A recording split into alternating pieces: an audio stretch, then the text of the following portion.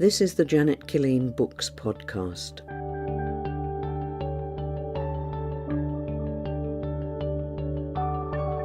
I'm reading from my collection of short stories, There Is a Season.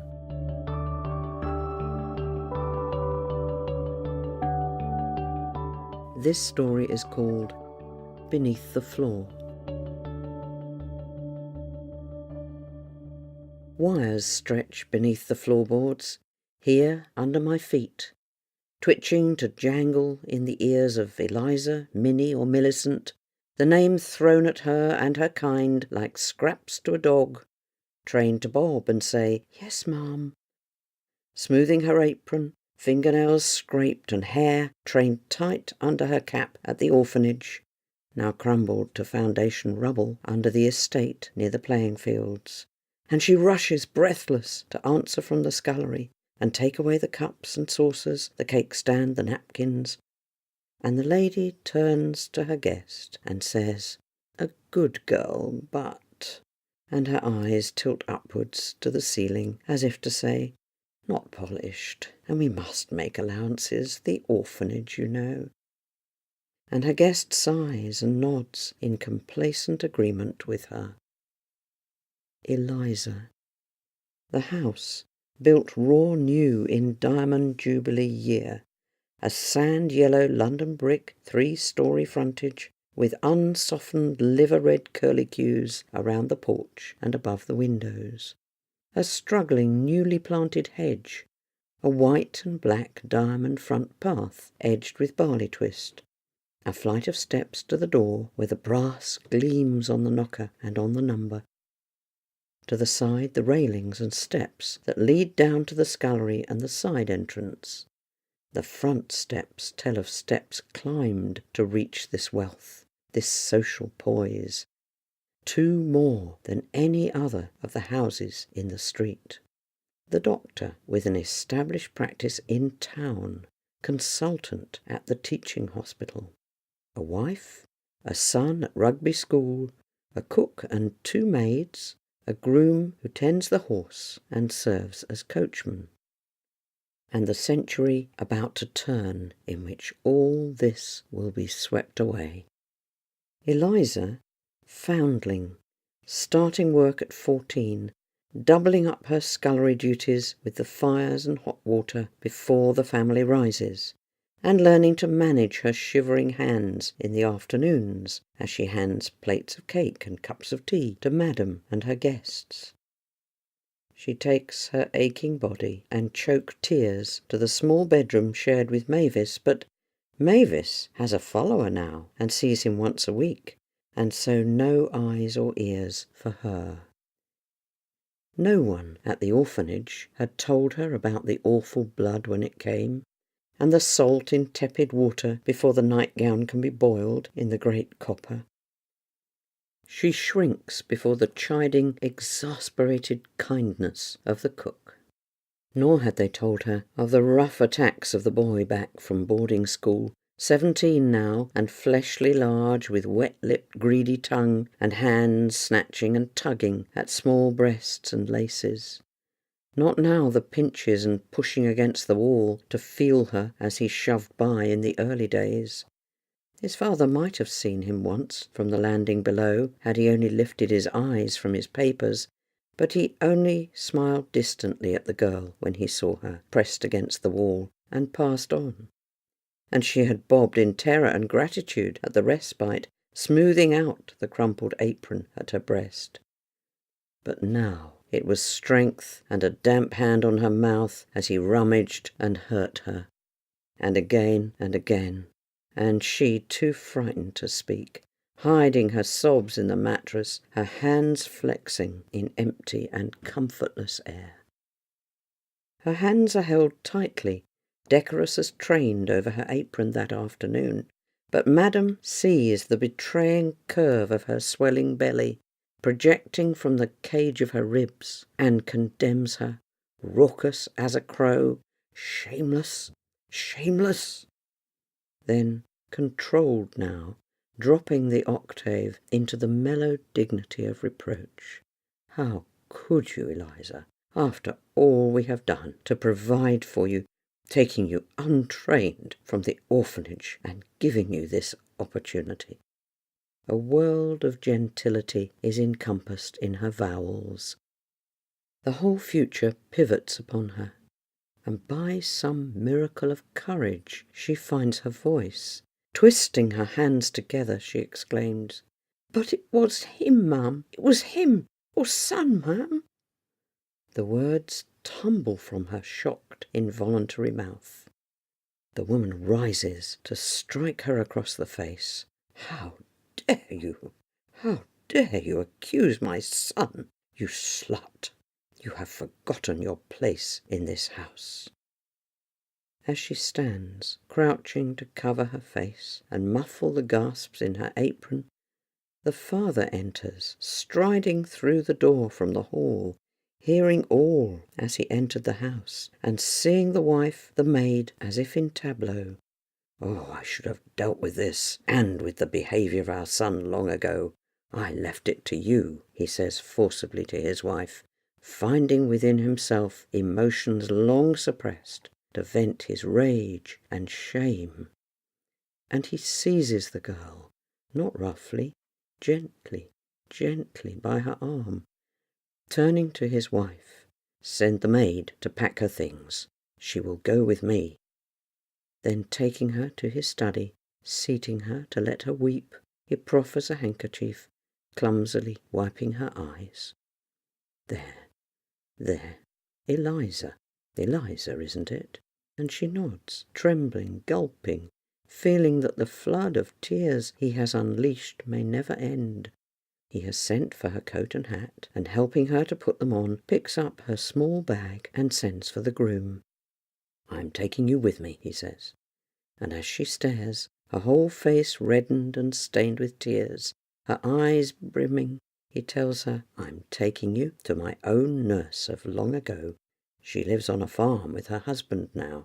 She will care for you as she did for me all those years ago." She flashes a quick, scared glance at him and sees him smile with remembered tenderness. They go by trap to the station, and the clip of hoof and cobble ever after mark for her the cutting off of one world from another. Then a confusion of crowds and platforms, whistles, the shunt and hiss of steam, gleaming pistons, huge slow-turning wheels, slamming carriage doors, and all the time his hand at her elbow, her bag carried in his other hand. He seats her in the stiff first-class compartment beside him before the long train journey begins, up beyond Pickering, changing at York. Hours pass into darkness and nodding sleep, and sudden frightened jerks of wakefulness before he brings her down the long lane that leads to the farm. And then she may grow up at last in a safe place, and child still herself, give birth to her baby boy. It seemed as though each morning she could rest her eyes on the far swell of the hills and drink from this cup, this spring of freshness. Wider skies, cold and sharp winters, and the breaking of earth and hedge, leaf and flower in spring. So her boy grows up, a lad on the farm, close to his mother, safe within the encircling warm love of the farm kitchen, and then stumbling into the yard and into the barns, and older now, roaming with the old dog for company, further to the stone-walled bounds of the farm and beyond. And girl no longer, Eliza watches the seasons, gentle with the chickens and with labouring sheep brought into the barn, and eager in all the jobs of the kitchen, lugging the heavy kettles of hot water, caring for the ageing woman she learns to call Nan, and for her farmer husband, to save them in old age from their unspoken fears of the workhouse or the infirmary. But never smiling, never speaking of that time in London, though her voice and body soften and round as she learns to forget the pinched, scraped voices, the half-starved juts of wrist and elbow of her childhood, absorbing instead the gentler vowels, the ripeness of earth and air as the years pass around her. Each half-year for 21 years his grandfather sends money for their upkeep, and the boy does well at elementary school, well enough, maybe, in different days, to get a place at the grammar school. The boy, her lad, springs up like a larch, loving the farm and the stern demands of stock and season. He knows humbly that he will inherit from the old couple, so proud of him and thankful now that they are not childless and the farm will not be sold to a stranger. But turned 18, the war sucks him into its mouth and spits him into the mud and slimy blood of Hill 60. And long after, he returns slowly, walking up the dark lane from the station and stumbling into the oblong glow of light that marks the farmhouse door, silent, staring, one arm hanging clumsy and strengthless, blinking in the light and rigid in their arms of welcome. Crippled, he says, bitterly and silently, his head leaning into a dark corner of his old room. Strengthless to work with the horse on the farm, to plough and harvest the one field, or to fetch in the sheep from the low moorland hills and see them safe through lambing. So, hiding all through one afternoon and evening in the shed beside the stable, he makes a harness for himself out of old bridles, for neck and shoulders and wasted arm, to be able to take the horse out to plough the back field. As the new year breaks sharp in frost and mist, he leads the horse out early and sets to, with hand and teeth, leather and buckle, to fasten the heavy ploughshare and harness himself to the patient horse. Out to the long field, low under the moor's edge, rending the earth open for the new seed and smelling the scent of it in the crisp air. He finds a slow rhythm behind the plough, calling to the horse, bracing his body in its straps and harness. Then, as he turns from the head of the field and sees the gouged ruts, the wounds of the earth terrify him with memory. In his mind emerge the lads he served with, maimed and blooded, stumbling sodden from the furrows. She is watching him, still and quiet, from the corner of the barn, proud, then quickened as if in her own womb again with his anguish, running to him to take his tall body in her arms as he bends over the shafts and hold him as he tears from himself the shreds of memory. The friends dead, the dreadful dismemberment of man and animal, the earth itself fouled and ripped by trench and shell and gas, the trees splintered, the terror of waiting, the worst terror of attack. She gathers it into herself, drawing it from him like poison until he quietens, shakes himself, and looks up into the clear January sky and to the trees beyond. Then in a strange serenity they walk together all through that day, he leaning into the plough and calling up the horse, she beside him, stumbling sometimes on the new-turned furrows, healing one another. In the autumn of that year, warmed by the late suns of August, so that even his bones have forgotten their drenched weariness, he goes courting a local girl, bright as gorse, kind as the warmth of hay, with energy for both of them.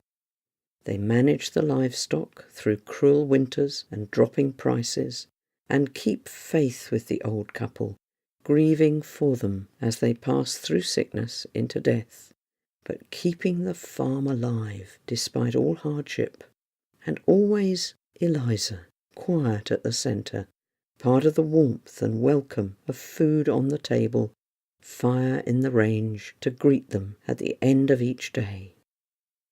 And much longed for, her first grandchild is born, into the years of poverty on the farm, growing up cold and chapped with winter, but expanding like hawthorn into brightness at the touch of spring. Down the lane to the village school, and his quiet father and his mother and his grandmother proud and confident to see him thrive there. "Thou'll mek something of thyself," they say to him, and the day comes when he goes by train into Malton to the grammar school, and then one day to university in Leeds, following unknown footsteps to study medicine. On that day, waiting early, nervous, on the station platform with him, the brown leather case at his feet, and books tied with a leather strap resting on his lap, she unfolds a letter. It has waited nearly 15 years to be read aloud. "Your great-grandfather," she says, "a letter sent to me from his solicitor after his death." The family grow very still. The porter shouts across the rails to the signalman high in his box. A dog yelps. The bleating of sheep rolls from the low moor. "He wrote to tell me that his son, your grandfather, had died in the war. He died with courage," he said, "and I am less ashamed, but I want to make further amends. He set up a trust fund for whichever of his great-grandchildren should wish to go to university.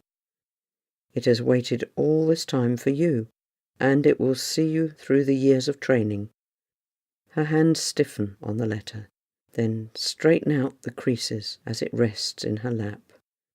"So long ago," she said, "and I never speak of it, except when it was right to tell your father and mother, but he was a kind man, and bitterly ashamed, and he could have abandoned me. I do not think he was ever happy." She turns to me then. "He would be very proud of you, of your father, of your family." The train is coming now, shuffling in steam through the valley, and I stand up to hold each of them close. My father straining his one good arm hard round my shoulders, my mother's eyes tearfully bright, my grandmother, Eliza, reaching up to kiss me and put the letter and its enclosures into my pocket.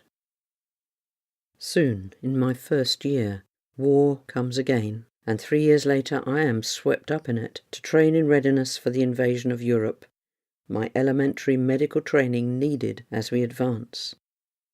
When I return, walking up the lane as my father had walked so long ago, I find them in the kitchen, as though I had never left, but older, worn and grey with the years taken from them. My brother leaning on the table, weary from a day out on the hills, my sister clearing away the plates, my father studying the paper with its news of Labour victory, my mother stooping to put away something in a cupboard, Eliza knitting. Each of them captured in that moment in my mind even now.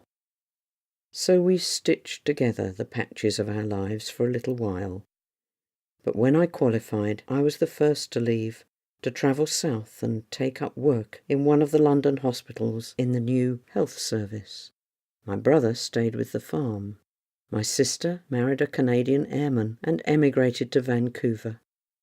I married, and Eliza saw her first great-grandchild. Some 5 years later, she slipped through the fingers of life one morning in early spring. I found my father stumbling along the furrows of the backfield before her funeral. And I, an old man now, in a ground-floor London flat, tinnitus in my deaf ears, or hearing, perhaps, the jangling demands that bring her scuttling to the drawing-room. The wires still run beneath the floorboards of my room, running to her, to that moment of her crying out which gave her child a name, a certainty of home, and from his birth the deep connecting bonds of generations, unbreakable, across the Atlantic Ocean, in city clinics and classrooms, in Yorkshire fields, under wide, bright skies. Eliza.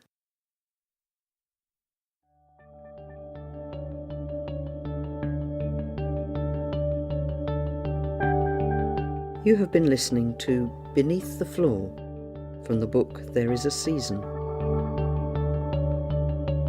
read by the author Janet Killeen, and produced by Duncan PB. For more stories, please subscribe on iTunes or from wherever you get your podcasts.